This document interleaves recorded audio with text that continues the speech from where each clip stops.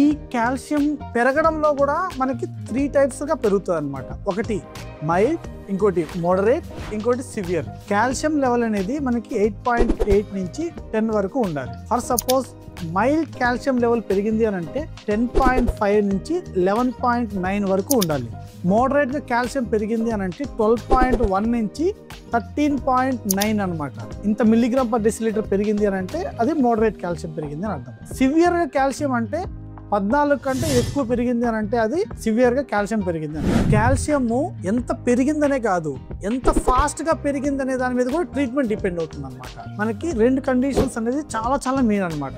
ఒకటి క్యాన్సర్, రెండోది hyper parathyroidism అనమాట. ఈ హైపర్ పారాథైరాయిడిజం అంటే ఏంటంటే మనకి థైరాయిడ్ గ్రంథి ఉంది కదా, దాని వెనకాల ఒక 4 గ్రంథులు ఉంటుంది అనమాట. దీన్ని పారాథైరాయిడ్ అంటారు. ఇది ఓవర్ యాక్టివ్ గా ఉంటే కూడా మనకి కాల్షియం అనేది పెరుగుతుంది అనమాట.